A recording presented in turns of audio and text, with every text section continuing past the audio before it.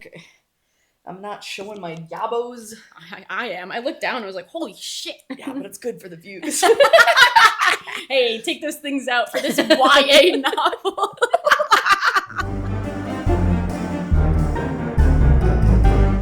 All right. Hi, welcome back to Open Hearts Book Club. I'm your co-host, Steph. And I'm your co-host, Sadi. And Happy New Year! Happy New Year! Yay, 2026. Woo!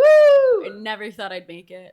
Honestly, it was really touch and go there. It was touch and go there. You might have seen a little less from us in December. It's because it was a little touch and go there. Yeah, just at the top of the episode, we wanted to hit some fun, vital information about maybe why we weren't around in December.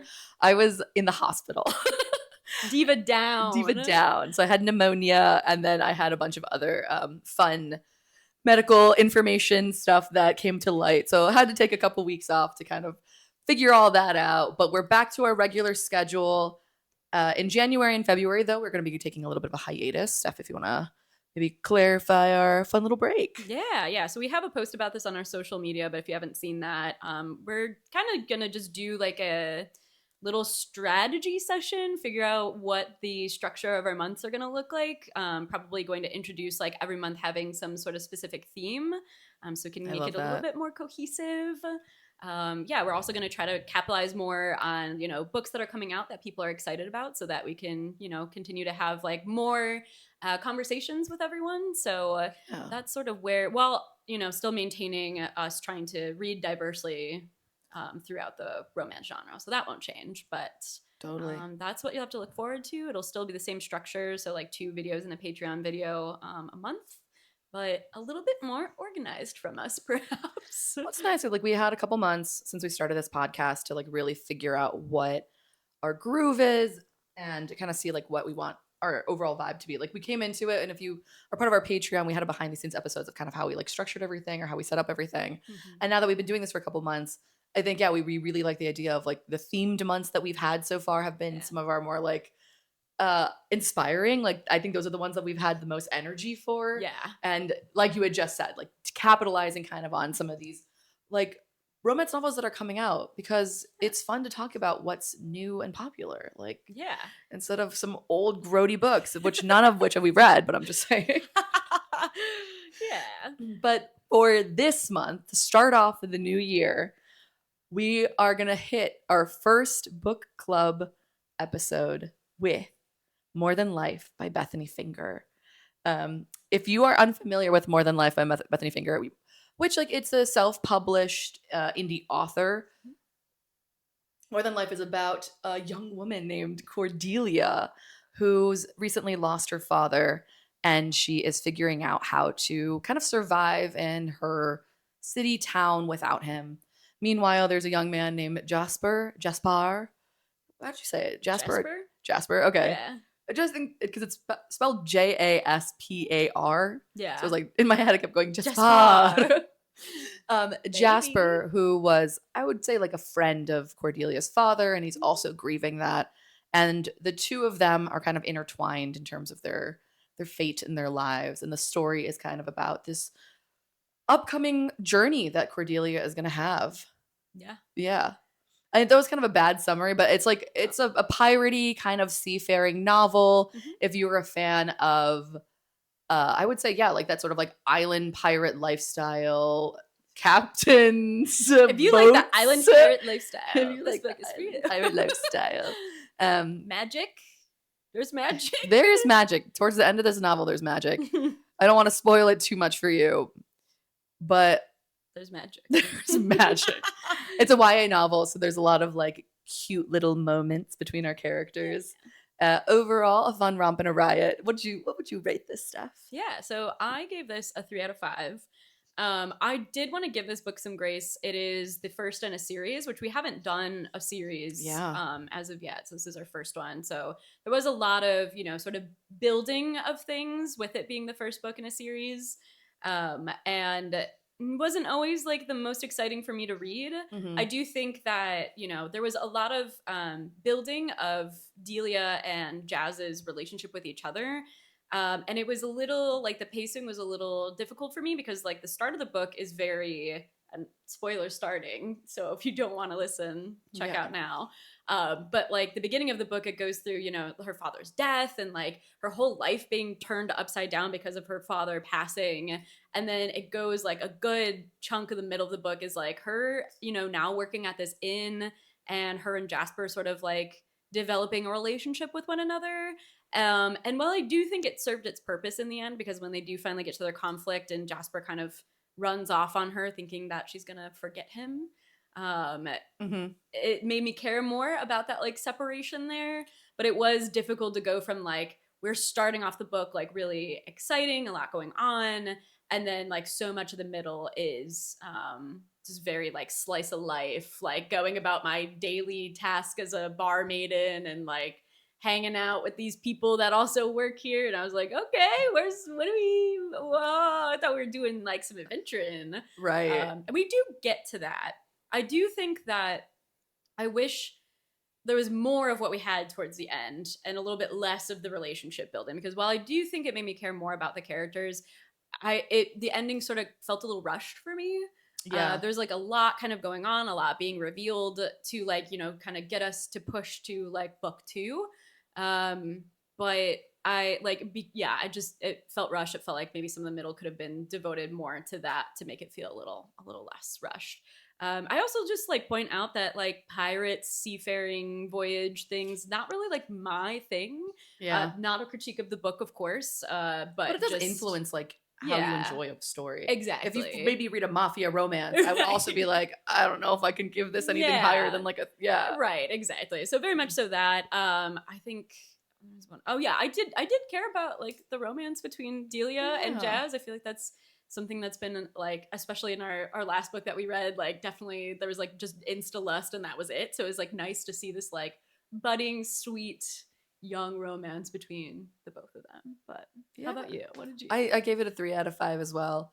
Part of that rating too is like, this is her debut novel. Like I believe it's her first novel, right? I believe so, yeah. Yeah. And I think it's a good like first novel to have. Yeah. But I agree with you. Like the pacing was my biggest problem with this novel. Mm-hmm. I will say, to like the credit, I like the romance. Cordelia and Jasper, and you had talked about this before, really read as teenagers. Yeah. And there's so many YA novels where they're like, oh, we're 17, but we're gonna act like we're like 28. Yeah. Whereas it does feel like these are just two kids who like are flirting with each other and are just really excited to see each other every day. Yeah. And so the romance did feel really natural and felt really real. It's just that like it had such a strong start. Yeah. Like the starting chapter of her at her father's funeral, I'm in. I'm going, okay, something's about to happen here. Right. Her being like kicked out of her house. What is she going to do next? And then we get so much of this book is just her learning how to pour a beer.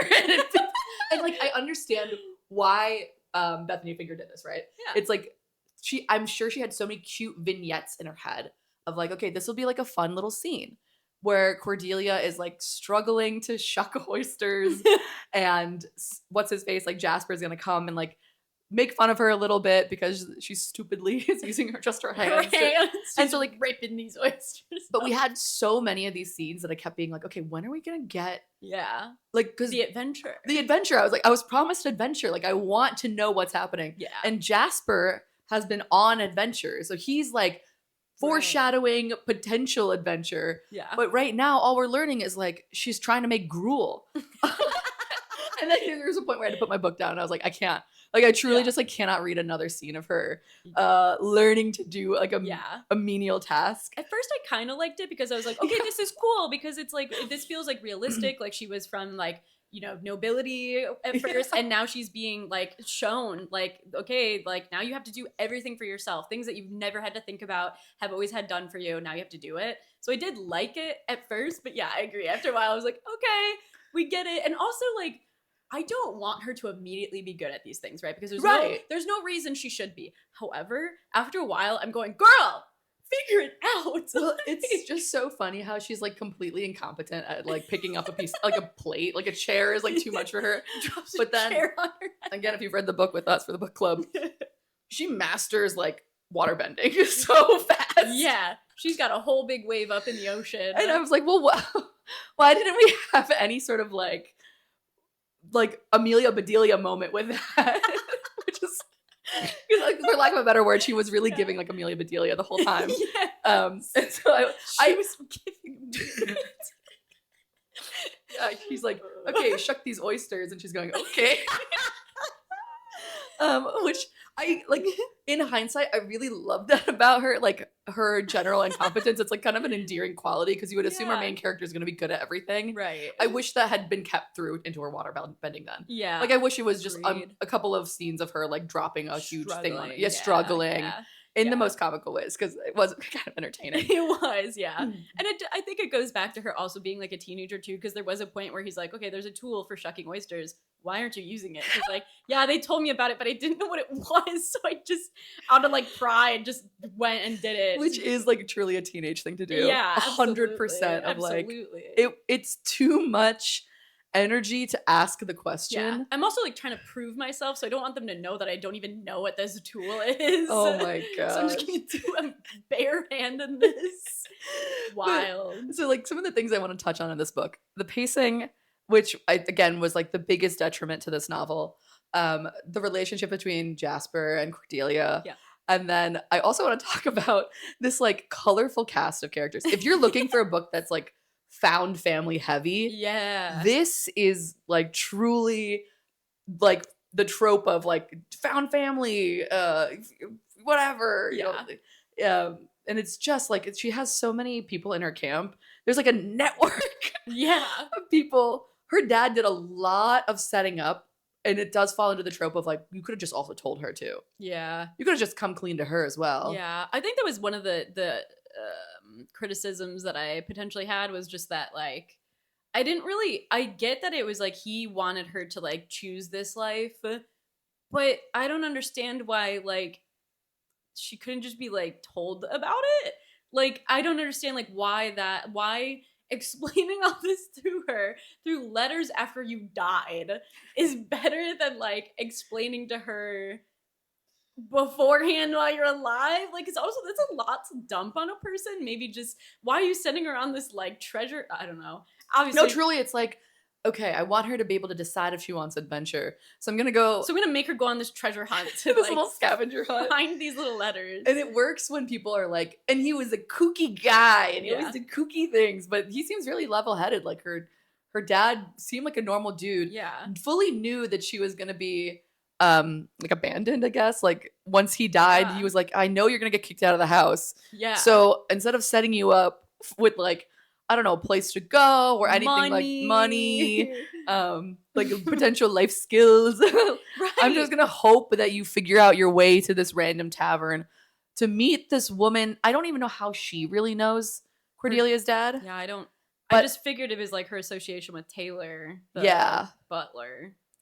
But I guess so. But yeah, so I mean, like if you read the book, you know this. But if you haven't, essentially Cordelia's father is like a captain. Mm-hmm. And in this world, that's like a political position almost, in the sense that like once he's died, somebody else takes that mantle and like takes up the entire house. It's like how when the next president comes in and lives in that White House. Right. So she gets kicked out of her house, like thrown onto the street, and like immediately comes back from the funeral, and the like accountant or something, the solicitor.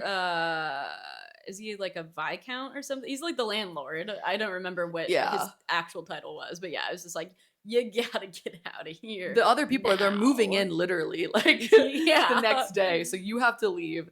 And there is this sort of convoluted, and maybe it gets explained in the later novels. This is the difficulty in reading like the first in a series. Yeah. Because stuff that we could be like, oh, that's a plot hole, might be purposeful decision. We just won't know until later. Yeah. But Jasper, who is of a similar age to Cordelia, who's this guy who has this curse. Yeah. Him and his entire, and when you find his out, entire family got cursed. That like people just keep forgetting about him. Yeah, it's like no one can remember him outside of. There was something they could do to like make they like mark another person, and then that one singular person will never forget them. Yeah, it's like a soulmate thing. Yeah, soul fate thing. Soul fate. Yeah. I didn't care for that word. I'm sorry, but that's okay. It's basically a soulmate.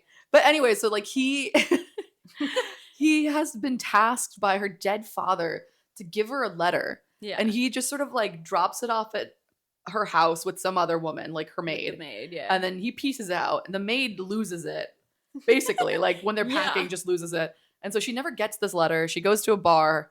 The bartender there, the barkeeper, whatever, who owns Yeah. the place, is really nice to her, takes her in. And we then get so many chapters of Cordelia learning to scrub a pot. Like, truly. And then Yeah. Jasper. So then Jasper, sorry, he delivers this letter, right? Mhm. And then he goes, okay, I'm going to go hang out on my boat. Yeah. And according to what should be in the letter, she should read it and then she'll come find me. Yeah. Or it's he has this like talisman on right now that will like help Yes. that people will remember him as long as he has it on. And it's supposed to like burn when she has read the letter. Like it's a magical talisman that he has. And there's like so much time that goes by and it's still not burning. He's like, is this like a fake, whatever? But he's like, I gotta get back to like doing what I was doing. He just said, I need to make sure she looks happy. So he's coming to town to look for Cordelia. And does not put two and two together that Delia is Cordelia. No, I'm slapping the shit out of this man. I He know. is so dumb. It pissed me off. Know. And like, how? There's been so many signs. I get the tension and like, because we had just done, I believe, like a trope video. Yeah. The tension of like the amnesia or like secret identity fic Yeah. of two people slowly falling in love and then realizing, oh no, you're so and so, and that Yeah. makes things complicated. Mhm. So I see what Bethany is doing here and trying to like capitalize on that like tension between the two. Yeah. But god dang, like I would rather just Cordelia had gone by a different name entirely. Yeah. Yeah. And that because yeah, he meets this girl and everyone keeps alluding to her being like really new, that and this is she like lost someone recently. she's grieving a person. She's never done this kind of work before. Yeah. Or like, I'm not sure that they say she's never done this work before, but like he's seeing that she's getting praised for like very basic things. He's like, Yeah. what's up with that? And she goes by Delia. Mm-hmm. Yeah. Yeah. I also kind of wish that it would have been like, you know, her dad was aware that like once her magic like came to her, that she was going to be like sought after by these other, what are they? Hagans or something? No, the Hagans are the they're firebenders. I don't know. Sorry. These little like But there's like bad guys. guys. These bad guys are after her Yeah. for some reason. So it's like you would think that like he's going around looking for all these magical things. Like, wouldn't he get her like some sort of magical talisman that could like change her appearance or something that could also add to like, why he didn't recognize her? Yeah. I do find though, okay, so when I read YA, I feel like this is typically a gripe that I have where there are very obvious things that I think should be obvious to the characters and the characters are just like, it's going over their head. So I don't know if it's maybe just a like, we are not the correct age demographic for this with it being like YA, but I don't know. No, Jazz is dumb. No, I'm not giving that to him. I'm not giving that to him. Yeah. No, he's stupid. Because like Good guy. he hangs out there for about like a month plus, like 3 months. Like yeah, it's a decent amount of time. yeah, he's basically ingratiated himself into this found family at the bar, which is Margaret Gladys. Margaret. I'm so bad with character names. Gladys, who's the barkeep, this like grizzled old man that hangs out there too, that works there. And then these like 3 random brothers who who just are like fishermen that like just frequent the bar. and they all like are rooting for Delia, but like he's there for a long time. Yeah. He's part of their found family, but the only reason he's there is to look for Cordelia, Lady Cordelia, and he is taking a sweet ass time with it. Yeah. For somebody sure who's like, is. this was my dead friend's like last wish of me. Yeah. He truly like, I think there's a couple scenes where he goes out into town to like kind of ask questions. Mm-hmm. But it would have been nice for us to like linger a little longer. Like if that was purposeful, if he was like, oh no, like I frayed from my mission, like this girl is like distracting me from what it is I really want. Yeah. Then there's some like angst there, but it truly just felt like he forgot what he was up to. And he's like, I don't know, man, like I'll help her with this keg. And I do think that it was supposed to be sort of like, well, because of his curse, he's never like had this. That's true. Yeah, so that I would have think been that really that's nice. also kind of like, I think that's what was trying to be alluded to is just like because he has not like had this camaraderie with other people really since the captain for the most part. I like his like, friendship with those brothers. I don't know why the captain could remember him. It was explained. No, I can't remember why though. I can't remember why either. But there was a reason, and I remember being like, okay. Yeah. But for some reason, yeah, the captain could remember him. Yeah, I think it had something to do with the fact that like if his like soul fate connection to Cordelia or something like that. We can fact check this later. Oh yeah, I was a little annoyed. I was a little upset with the surprise Yeah. soulmate thing because I just don't like fated mates. Yeah. And so anytime, like, what was it? The other book that we read did the same thing too, and it pissed me the off. Yeah, yeah. I was like, well, actually, we're mates, and I'm like, why? There's a ton of books that have been doing that, where just like the Where? 11th hour, they're like, and by the way, y'all are mates. Just let them be in love. That's fine. We don't have to do all just this. be like, your love is strong enough that it can like transcend. That's what I thought. Forgetting somebody. That's what I thought it was gonna be. I thought that was what it was gonna be too, Yeah. or I assume some magic stuff. Like, Yeah. I'm a magical person, so I Right, don't yeah. do that. But I would have been fine with that because that feels more powerful to me. It feels more Yeah. romantic. Exactly. Of like, you're the only tether that I have left. Yeah. But no, it's because they're soulmates, and so like I guess with the soulmate connection, you wouldn't forget your soulmate. Yeah. I can't remember if that's exactly it either. I'm not gonna lie to you, but I'm pretty sure that was like the reasoning. I think it was because like her your aunt or soul whatever explained. Yes, recognizes the other person. I think it was because it really annoyed me. It really upset me. Okay, but here's where I want to talk about pacing. Yeah. And like, it's not nice to. We've done this a few times with authors. It's not nice to be like, well, here's how I would have written it. Yeah. But whatever. This is. But what here's we do. how I would have. I just think that like my problem isn't just that it goes on too long, like the middle section. Yeah. It's the fact that it removes like any tension that we would have about what's about to happen with these characters, because we get both POVs. We hear Delia's POV and we hear Jazz's POV. Mm-hmm. And because of that, I already know kind of like what Jazz is about to do. Yeah. I know like how Cordelia is going to react. So yeah. Like the way I would have like altered that, and I think it would have worked in terms of like adding like tension to the story, is we're hearing about their like fluff cute moments in backstory Mm-hmm. as we're in the present with Cordelia trying to find this guy in a cabin. Yeah. Like if we were with Cordelia, she's like, I'm on this adventure now. Like I had just come off of like a really crazy ordeal of like working as a bartender, and like this guy I like just ran away for some reason. It really hurts my heart. And then we start with her being like, it's you're the guy. And then as they're kind of bickering and going on this adventure together, we're getting little vignettes of and like looking in hindsight of what their relationship was and being like, oh, you guys like had a full history here. Mm-hmm. And then we can see like maybe some of that heartbreak there and tension. Yeah. Because like when she starts to leave from home, I'm like, oh, I know you're going to meet Jazz and you're going to see him and it's going to be fine. Yeah. You may be angry with him for a little bit, but right. I've already seen all. I don't know how like better to explain that. No, I get what you're saying though, and I do like that, and I think it would cut out like some of that monotony too. Then of just like we're getting the little moments, and we're not getting like all the other stuff. One thing I do really want to talk about is so after Cordelia finds out like Jazz's whole mission of how he like came looking for her. She's really upset. That's totally fair. Yeah. Because she's like, okay, well, so like what? I was like just a distraction or whatever. But she goes on this monologue about like, oh, so you're just like using these good people around you. These like she like insinuates some weird like you're okay with like using the like these like poor class people and blah blah blah. And it's like, okay, you were like treated as like a noble for the majority of your life.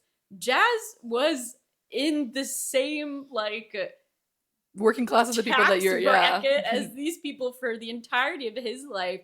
That was I think one of my bigger qualms was like there's a lot of compassion that Cordelia has for these people, and that's great. But it almost comes off as this like she is separating herself from the nobles and now like considering herself working class, which is true.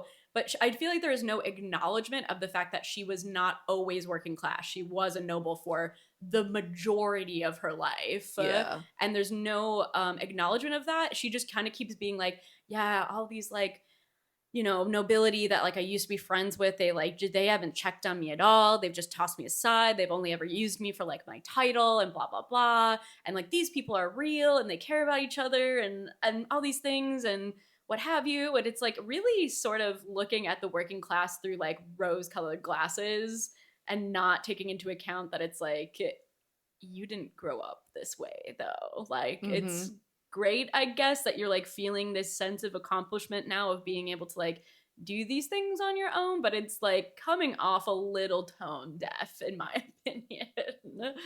I don't know if you felt that way at all. It was interesting how, okay, they're giving her a lot of kudos for doing this job, even though she's like not equipped or adept to do it. But it's not acknowledged the fact that they're kind of only doing it because they owe a favor to some guy. Mm-hmm. And we do get a glimpse of that when she like tries to get hired for other jobs. Like those people treat her like what she actually is, a person with no skills whatsoever. Right, yeah. And like she really does owe a lot to Gladys for being so patient. But Mm-hmm. it's one of those things where I can't be like, well, would Gladys do this to another person? Right. Or would Gladys be like, no, I'm not hiring a completely incompetent young woman who can't do Right. dick at all. I'm not trying to say like, yeah, leave Cordelia out on the streets either. No. But it was like a little infantilizing of like, wow, you did you poured a beer right. Yeah. It's like you guys have been doing that, like you had to figure this out at some point. You weren't born knowing how to pour a beer. So it's like it feels very silly to be like, oh my gosh, Cordelia, good job. You Like, did it. Yeah, I mean, it would be funny to see her like reckon with the fact that she's like, oh, you guys have like really been treating me with kid gloves. And Yeah. I kind of thought we were gonna get that when she confronts Jasper. Mm-hmm. Not necessarily in the sense of like, I'm not totally incompetent all the time, Yeah. but more so just like, you could have just straight up told me what the situation was. Right. Like, I know you had like a, you know, whatever from my father, Mhm. but you got to know me. Right. And your like loyalty or your care for me should have mattered, and you should have just come clean about what was going on. Right. Or like when you found out, like if you were so worried that I'd forget, like I think you still should have, whatever it might been, like being like, I can handle it. Like I can handle the hard truths of Right. life. Yeah. Everyone else, and especially her finding out that everyone has been put in place in a way Yeah. to protect her. Mhm. Like that would have been such a great moment of her being like, oh, I thought that I was doing a really good job. Mhm. I thought that I had like struck out on my own and all of these accomplishments were mine. But it Right. turns out, no, actually, my dad built a bubble around me Yeah. to the point that now, like, I am second guessing everything that I've been able to achieve the last couple months. Yeah. And we are people who love angst.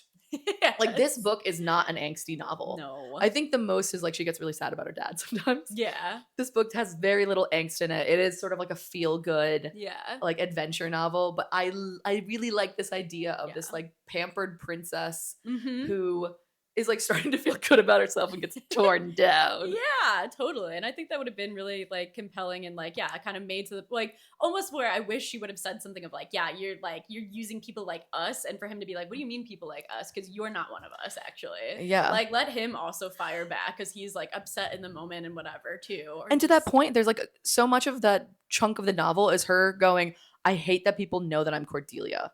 I hate that people acknowledge that I was Lady Cordelia, and not necessarily because she's embarrassed that she had to lower her station. Yeah. She's actually embarrassed about having been in a privileged position because now she's not. Yeah. And she's like, well, I'm one of the people. I don't want them to know my Right. backstory. Yeah. And so it would be a really lovely like throw it back in her face moment because she doesn't specifically she doesn't want Jazz to know that she was Lady Cordelia. Yeah.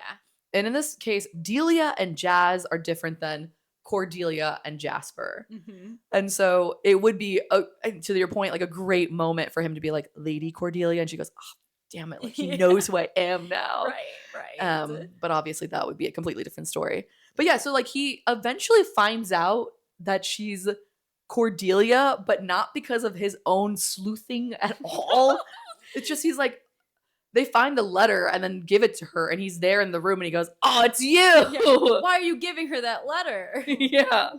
Girl. I wish he was more proactive. Like, I hate Yeah. when characters passively experience right. their own quests. Also, I just feel like given his curse, right? He's always sort of been like had the ability to be, I guess, like the fly on the wall because no one's going to remember him. So he can kind of like be nosy, looking around for gossip. Like you would think that he would be good at this, just like given his like backstory of like he's adventuring, he's like finding things out. He like, Mhm. yeah, people don't remember him. So he's like in this interesting position.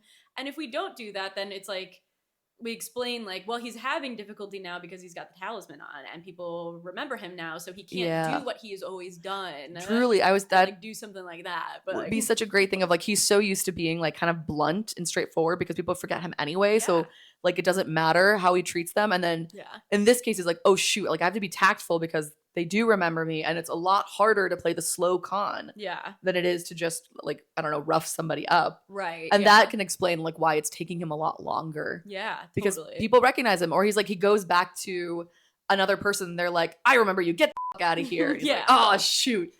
You know, something of that nature to explain like why he's so bad at being he's like really bad at this. He's not picking up on anything. He's too enamored. And this book does it so many times where like one person's about to drop the information and then they get cut off and he never follows back up. No. He's never, like, I would have loved, just for my own sake, I would have loved for him to come back and be like, hey, so you were about to say something. What was it? And even if the guy was just like, I don't remember. Like, I don't remember what I was going to say, which is realistic.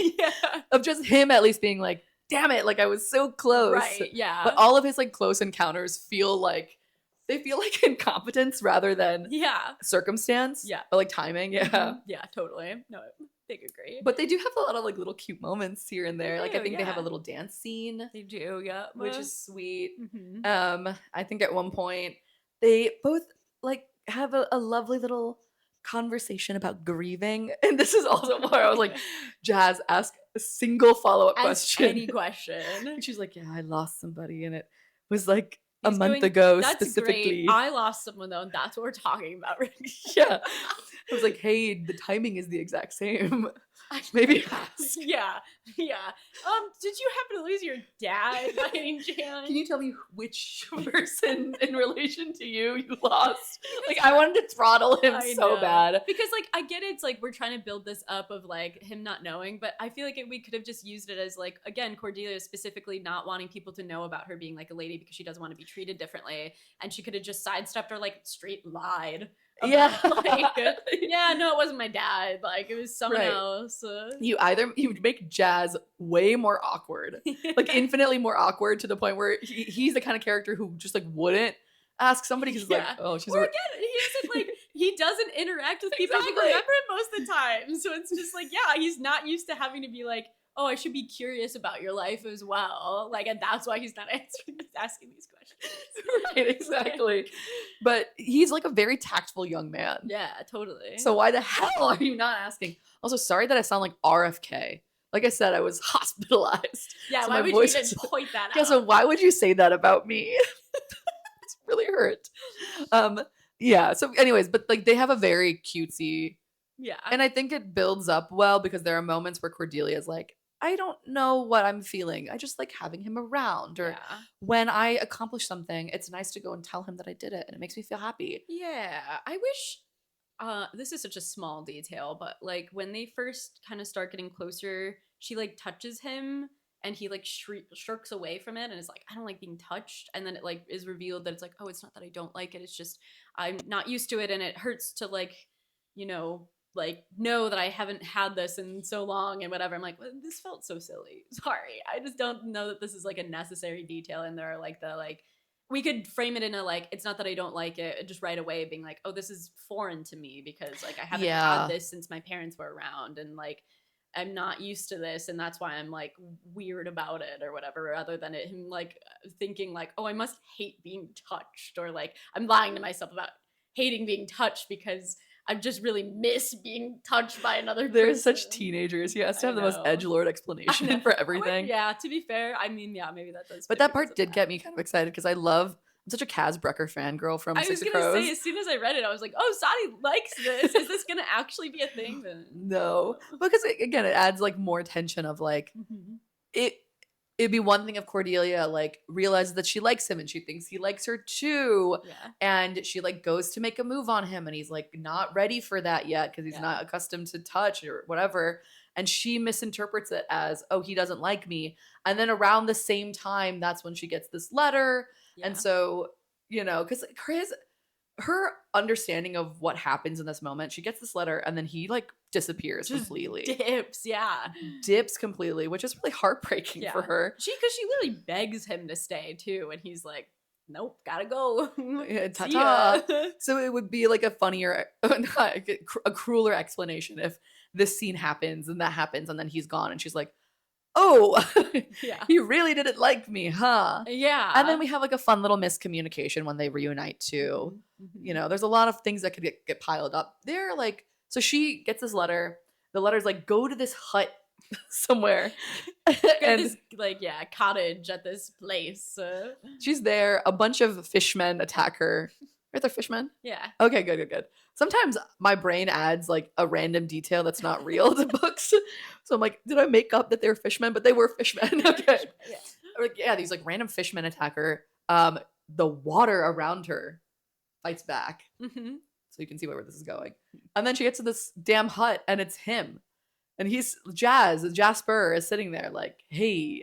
Well, it's like she gets to the hut and then it's another letter. She like gets Oh, to the right. inn and like says her name and they're like, oh yeah, you got to go to this cottage. And then like she has to search around in the cottage for like the one little plank of wood in the floor that underneath it is like the other letter, and she gets that letter and then they're like, seek this guy out, and then she goes to his boat and then it's Jazz. Why did she have to do that? I don't know. Like, do you think her dad just really loves a puzzle? As I was reading this, I was like, oh, this is just like our guy from D&D. Oh yeah. He's like, I'm just doing little I love a treasure puzzle and a hunts." ready. Yeah. I love doing little treasure hunts. Like it could be explained as this information is very important and I have to protect it. I think that was Really? what was supposed to be, because like he knew that like people were gonna start like coming after her, and I don't know, I actually don't know, maybe Yeah. that's incorrect. I I'm maybe trying to explain it and I'm like, wait, no, that didn't really. I just don't understand why there's so many different. But okay, so just anyways, have them talk to each other. But I guess we wouldn't have much of the book then. well, he was like, Jazz, you're a little too handsome.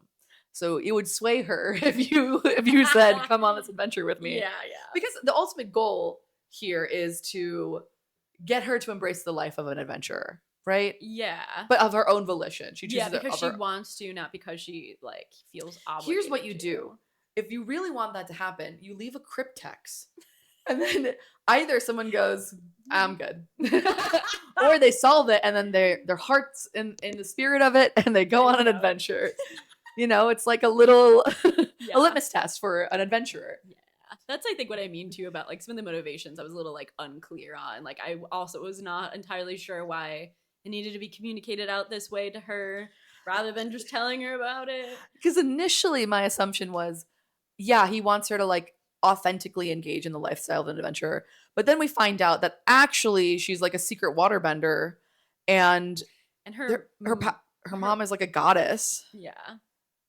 Right? Of this like hidden land that like no one has been able to find, of like basically everyone thinks is fake.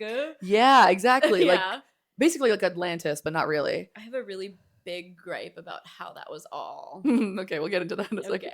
Okay. But yeah, we find out she's a secret waterbender.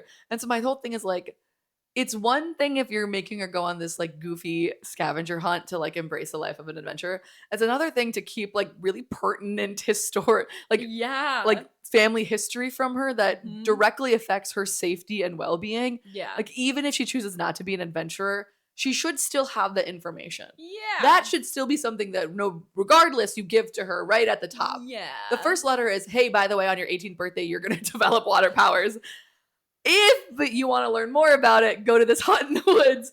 If not, here, I have a resume for you. You can get a job as this bartender. Right. Yeah. Because I do think that was at the end of the day is like, I just want you to like have a happy life and I don't want you to feel forced into any certain life, but I'm not sure how keeping all of this a secret, isn't that kind of forcing her into a specific life by keeping all of this a secret until you die? And like I would love if in the later books that's something that she like reckons with as like you thought you were doing what was right for me, but actually it was to my detriment.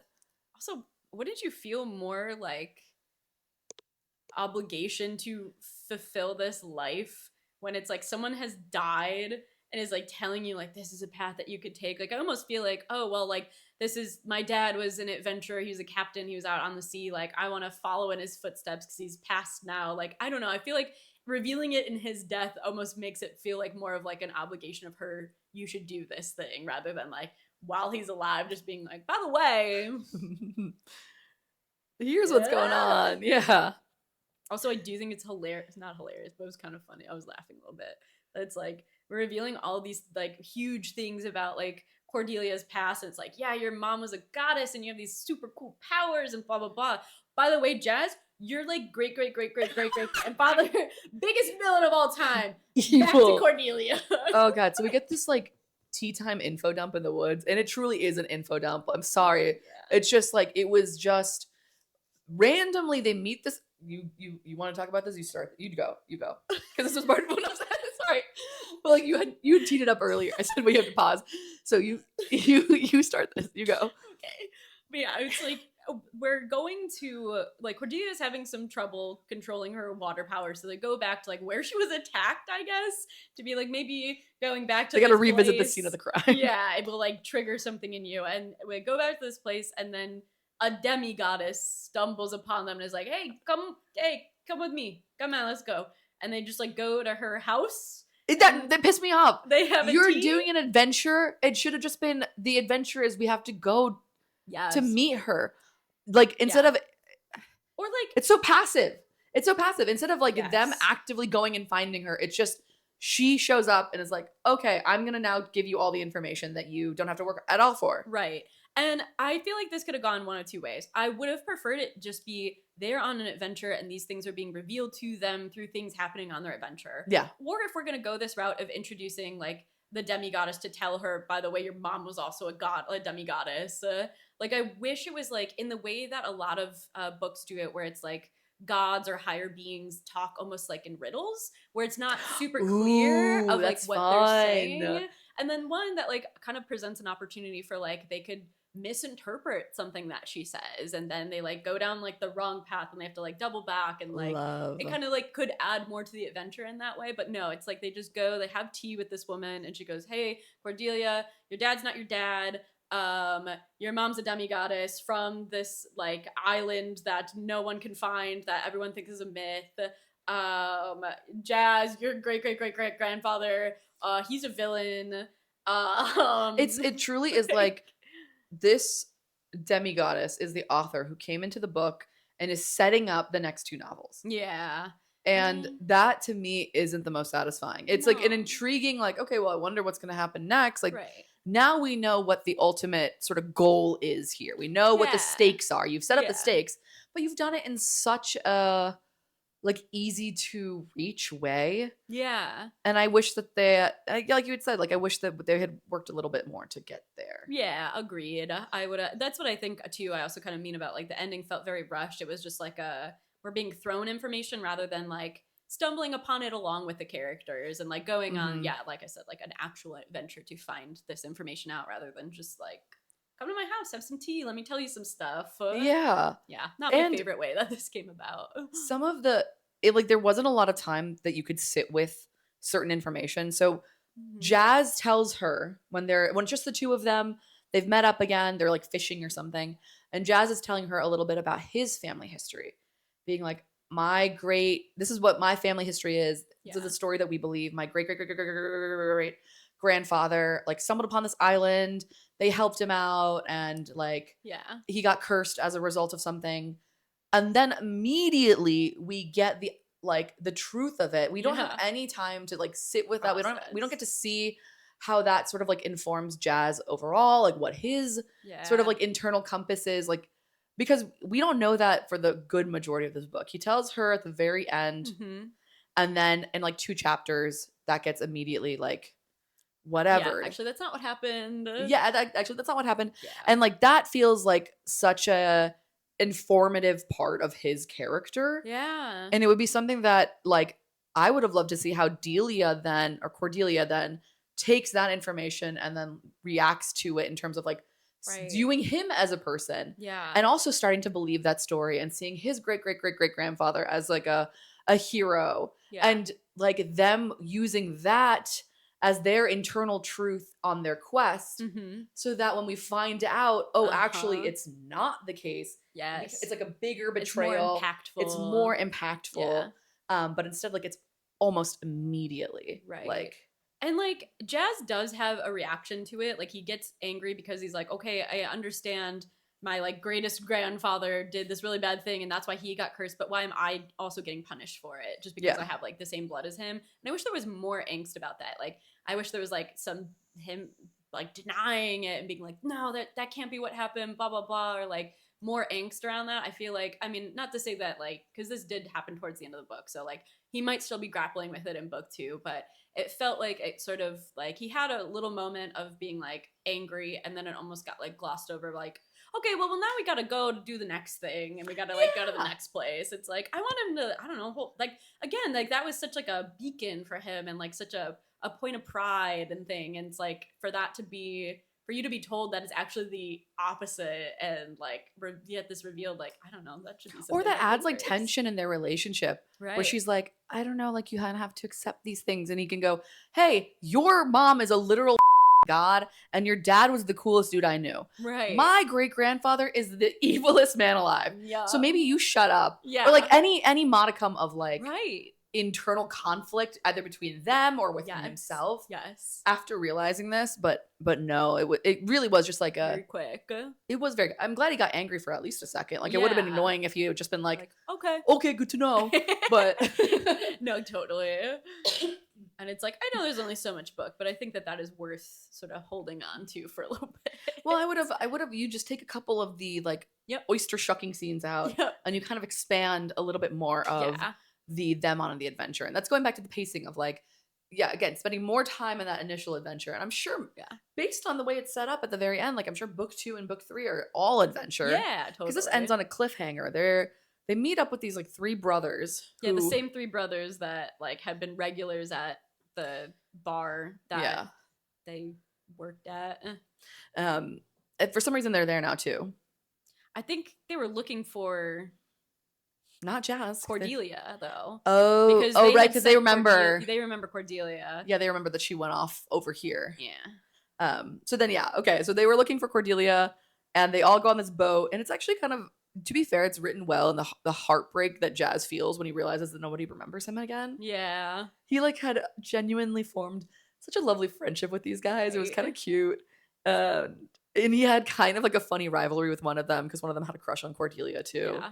Yeah. And they, so too, what happened is like once she opened the letter, his like something happens with the talisman that when she wears it, people also don't remember her. It was like almost like a part of his curse gets put in there. Yeah. So like when Cordelia and him stumble upon these brothers, they know they're looking for Cordelia, but when they see her, they do not recognize her as Cordelia. Yeah. And it was funny that it was like, it got re-brought up because it was like, obviously Cordelia and Jazz had their thing and like they ended up kind of becoming like, everyone kind of acknowledged like this is like a done deal situation. And so like the one brother that like had liked her gave up on it, but then because they forgot Jazz, it's like it came right back where he like had his crush on her still. So they were like talking about it and Jazz is like, interesting. Okay, you are my friend. And they have to do the thing where they pretend that they're husband and wife. Yes. But yeah, they go on the ship with them and then their ship gets attacked. Yeah. By those fishmen, right? Yeah. Yeah, okay. And then it's like a cliffhanger of like, yeah, she's like trapped in like a big crab cage, which I didn't fully understand. But I also have no knowledge of this, so I'm like, maybe there are really big crab cages. I thought crab cages were like this big. I thought so too, but I think if you're getting like a ton of them, if you're like going crabbing, they might be like a bigger to catch more. I also was confused, but again, I have no knowledge of this. So. I'm not a seafarer. But yeah, so she's like trapped in there and like water is rising into the boat and who knows what's gonna happen to her. And then what happens next? I genuinely was surprised because usually these books end with them being separated. Yeah. So the fact that, well, maybe they will be. Maybe they will be, yeah. Maybe they will be. I hope they won't be though. So too. I think she kind of needs him around. She's a Yeah. little. She's still getting her sea legs. She's still getting her sea legs. But like when it comes to pirate stuff, I love Pirates of the Caribbean. I have never picked up a book. Ooh, I'm not gonna lie. No. I'm a liar. I was gonna say I don't often read pirate books, but I did read a book about a young woman who pretended to be a man on a pirate ship, and I read To Catch a Pirate, which was a romance novel. It was the first, I want to say like Harlequin paperback romance novel I'd ever read, and I was too young to realize what it was because when I read it, I was like, oh, that was really cute, and it's just a young woman who gets like kidnapped by pirates. Read it again years later in like college and was like, there's sex in this book. Like I didn't like as a kid didn't clock that. I was so naive growing up that I could have read like full porn and would just be like, I wonder what that I is. wonder what that was all Anyways, about. like next thing. Yeah. Oh my god. So but like thematically, Mhm. the romance on the seas is not something that I'm usually drawn to. Me neither. I read like the Peter Pan books when I was younger. That has like, elements of Captain Hook and things like Yeah, that. yeah. But yeah, I've never really been drawn to like I like adventure. I've never really done boat adventure, I guess. I think the most recent pirate novel I read was The Adventures of Amina al-Sarafi. The Adventures of Amelia Bedelia. That's what this was. But that was like an Arabic one too. Okay. And even that I was like, I don't care about you pirates. Yeah. For some reason, but like in a literary media, but in a visual media, I love watching pirate stuff. Yeah. Treasure Planet. Treasure Planet. Oh my god. First of all, crazy formative. Loved Treasure Planet. Yeah. Oh yeah. Oh my god. And that was one of the things too. I was like, I think maybe I do like steampunk. I really like Treasure Planet. The truth our comes flag out. means death. Okay. It's the Taika Waititi Oh, like pirate. Yeah. Yeah. But I think I'm more inclined of, and this is probably because of Pirates of the Caribbean, like young woman gets like captured by pirates. And that's less of like a pirate adventure and more of just like a like you're stuck with this ragtag group of people and you slowly win them over type of thing. Yeah. Speaking of found family. I was just gonna say. I was just gonna say. And I've always said that. Okay. The funniest part of this book, I'm not gonna lie, is we're getting like so much info, like backstory info dump stuff. And then snuck in there is the fact that Gladys and Taylor used to be a thing. And I'm like, who cares? I also was like, I don't care. Yeah, well, it's just like so much other stuff was happening. Yeah. And then we get this, and I'm like, okay, anyways, like, ignore that. So here's the thing. Mhm. I liked the angst behind their storyline of this, like, sort of like, I am, like, she likes him, and he liked her, and she was gonna fully, like, be with him until, like, her parents, like, died, basically. I think this is where my qualm is. And this is deviating away a little bit from that, but it is like falling into the trap of like the secondary characters exist for the main characters. Mm-hmm. It was like Gladys was there to be like, yeah, I didn't pursue romance because of like my parents dying, and I really regret that. Cordelia, don't do the same thing as me. Oh no, I didn't even pick up on that. And I don't like that so much. Oh yeah. I've already expressed that I don't enjoy like that feeling. I just feel like it was a little interesting the amount that we got about like some of the more secondary characters, because it wasn't enough for me to care about their individual storylines. Like it wasn't enough for me to your point, care about the romance between Gladys and Taylor in the past. But there was also like, I don't know. I'm There's so much of it dedicated to that, though. Yeah. Like, we learned so much about them. Yeah. But not enough that it really influences the story. Besides the fact that Gladys encourages her to, but barely. I mean, Gladys was kind of keeping her eye on Jazz. Yeah. But like, yeah, it feels as though we learned so much about their love and relationship with one another, and it served no purpose whatsoever. Yeah. And it would be one thing if we found out that actually Gladys wasn't part of their like secret network. Like Gladys was the one part that Cordelia found authentically.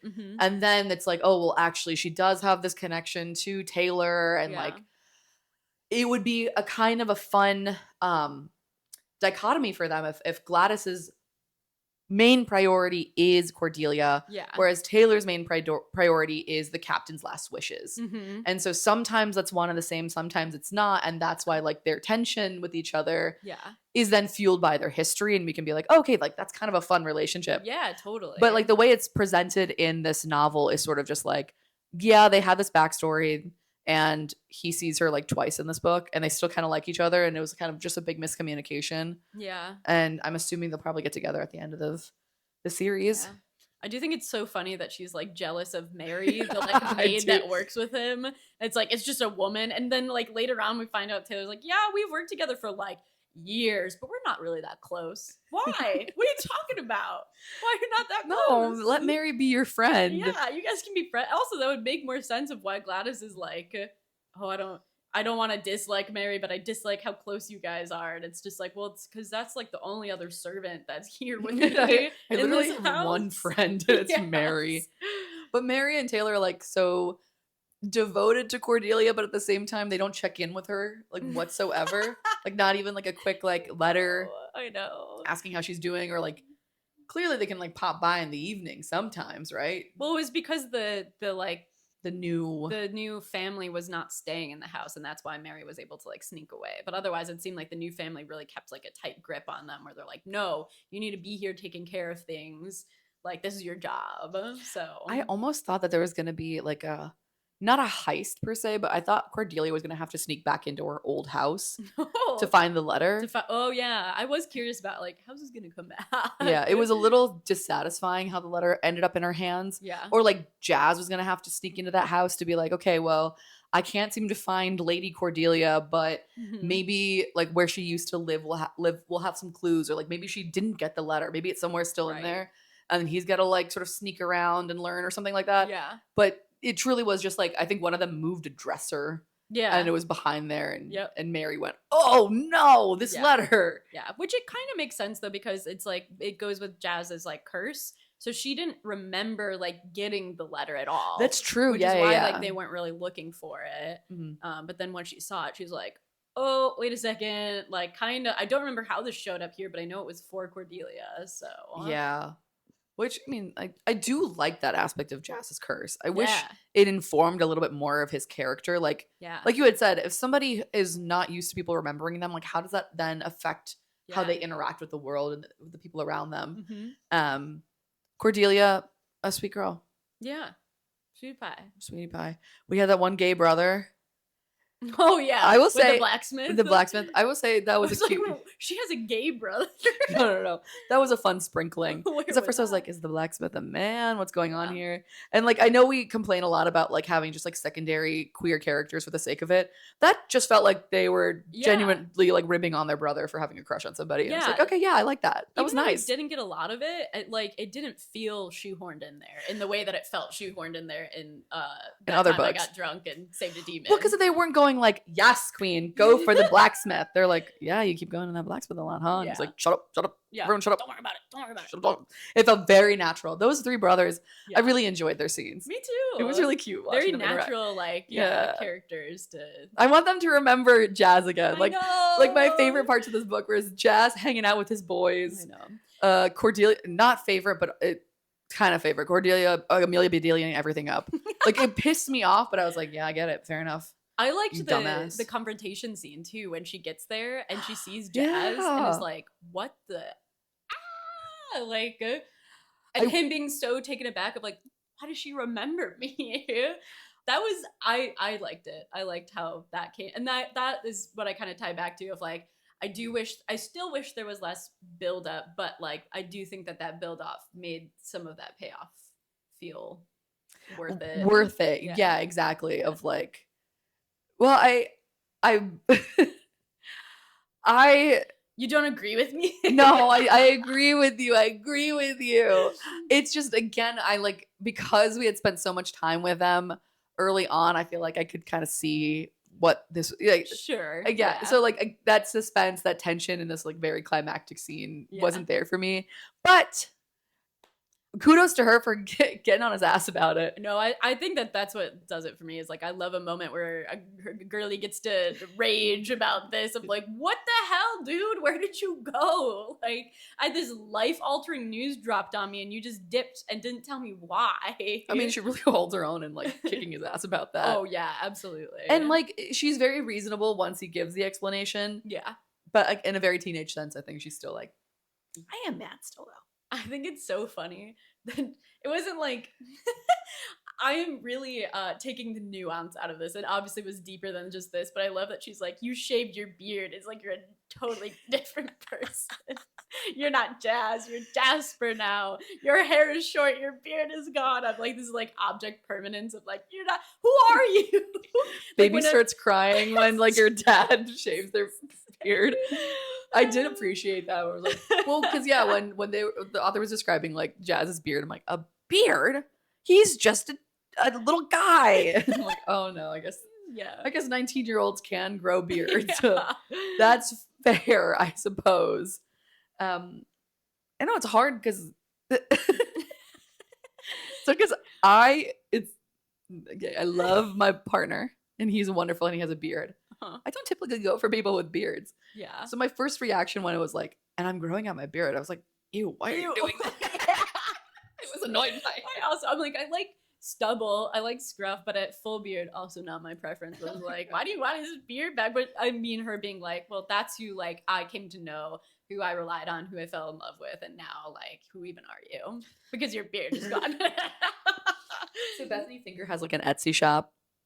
And you can kind of browse through some stuff. And she like, I believe, commissioned an artist to like do some of the character work. Mm-hmm. And I do this all the time.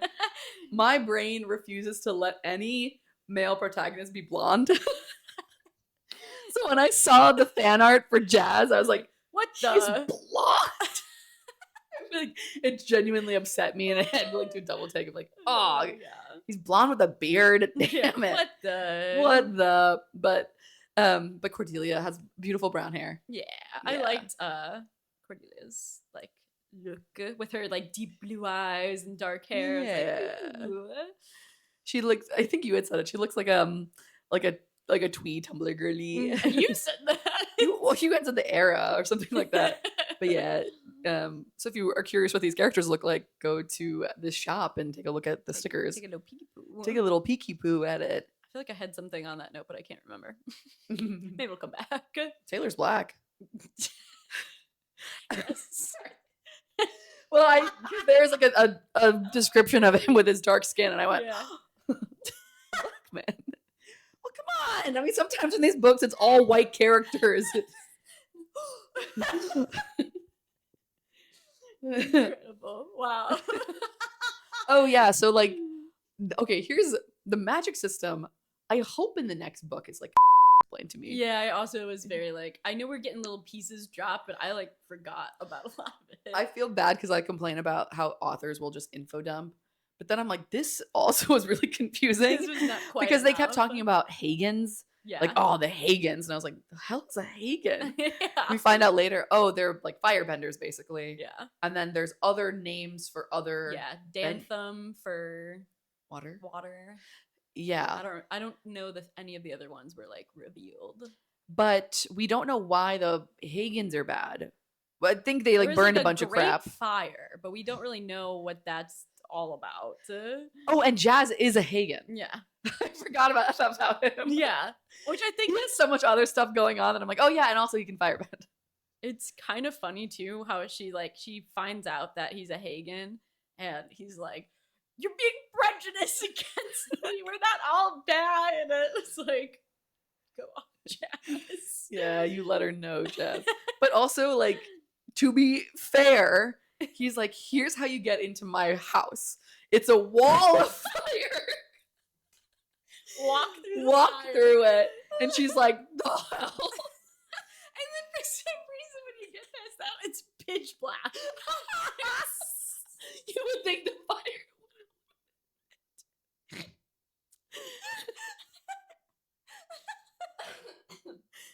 So anyways, so yeah, there's people who can bend the elements basically, and they're sprinkled throughout the story.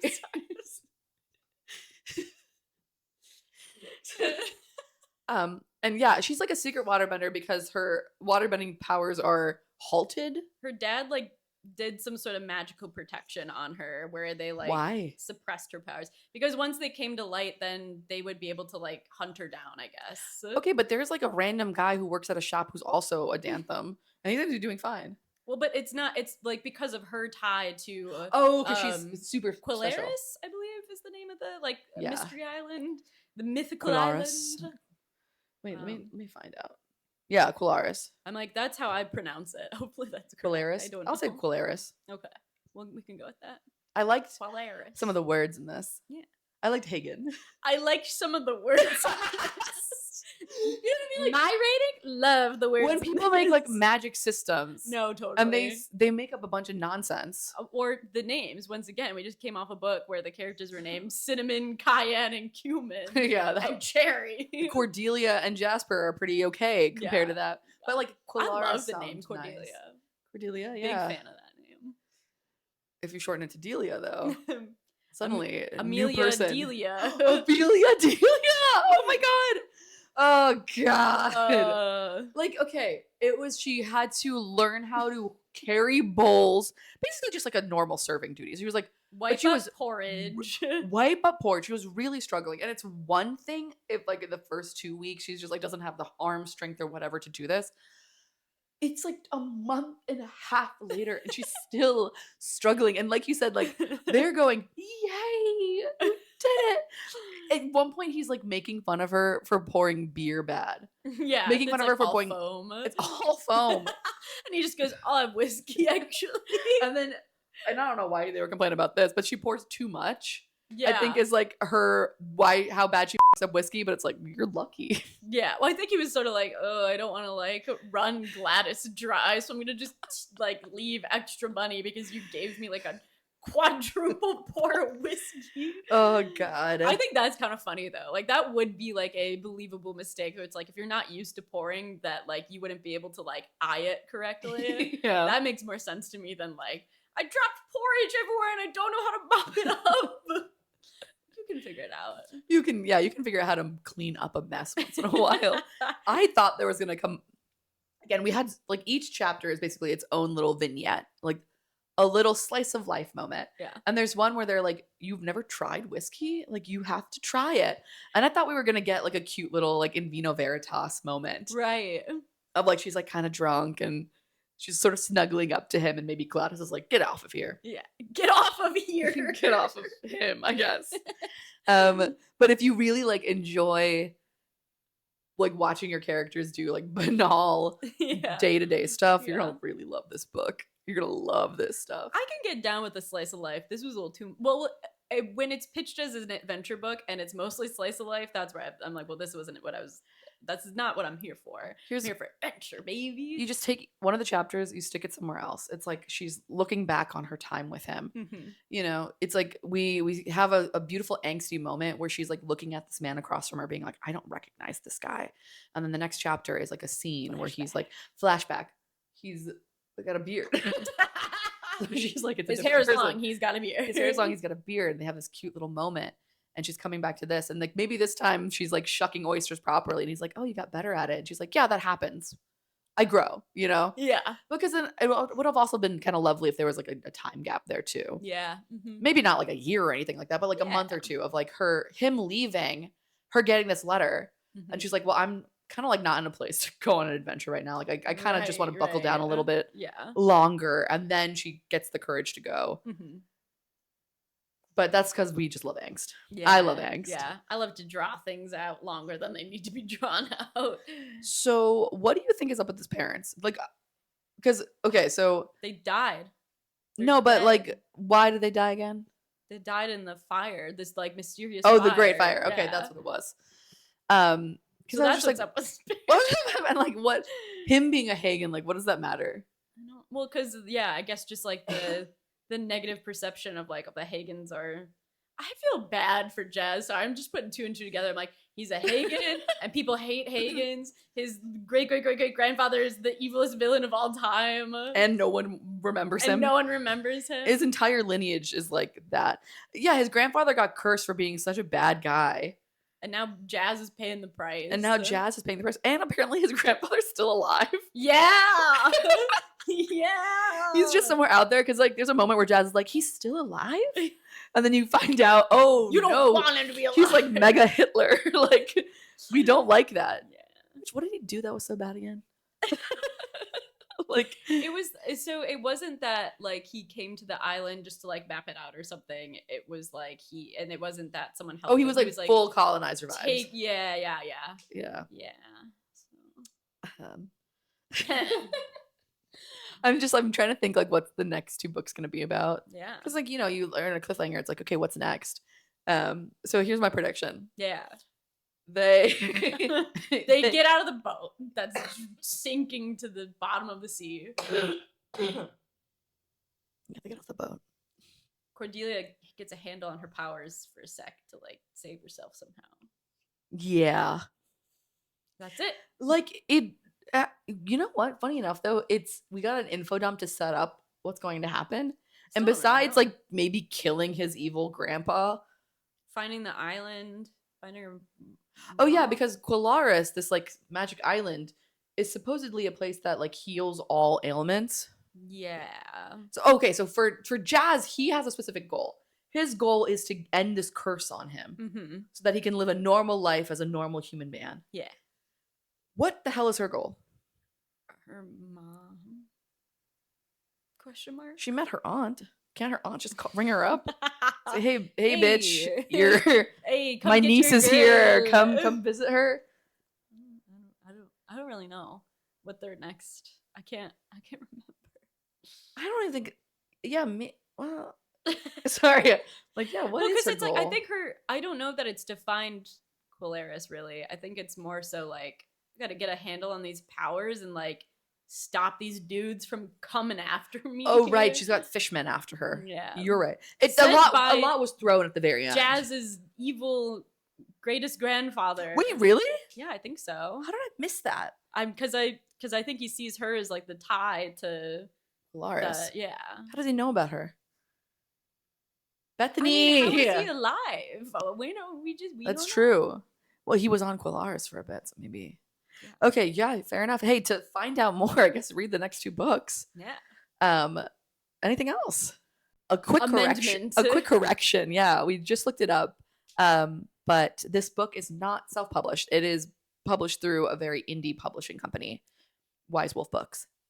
But still, like indie, like when we talk about reading diversely, and I'm ready to go on a tangent now. Are you prepared? When we talk about reading diversely, like obviously the immediate answer is like BIPOC, POC, queer novels. But it also like there is such a difficulty in terms of like breaking into the publishing world that we would like to also read books from smaller authors, like indie publishing companies, and things of that nature. Things that are like a little harder to access. Yeah, or like maybe something that like people wouldn't normally stumble upon. Yeah. Not just, I think we were very much so like we don't want to just read the like big book talk books that are coming out. Like we want to right, exactly, partner with more indie authors. At the top of this episode, we were like, we're gonna start reading more popular novels. But like that being said, we also still want to be reading like more like we'll read some of the popular novels, but not all of them. Like if there's an exciting release that we're interested in, I think that'd be fun for us. But yeah, we still want to like maintain relationships with like smaller authors, smaller publishing companies as well. So yeah, this was a fun sort of dive into some of that. Also fun. Water. Also water. Okay. I'm so sorry. I'm still stuck on the Hagen and Dantham thing. Are the other ones just wind and earth?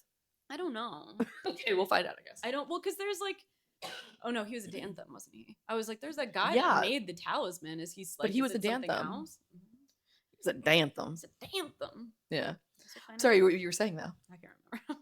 Aw, dang. Aw, Dantham. But that was More Than Life by Bethany Finger.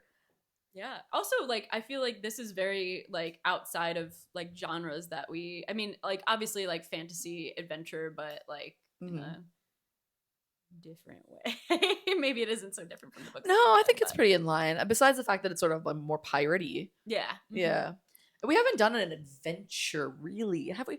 No, The Girl Who Fell Beneath the Sea is kind of an adventure. That time I got drunk and saved a demon. No, don't. I like still have stuff I want to vent about that book, but I'm done. I'm good. I'm tired. I'm whatever.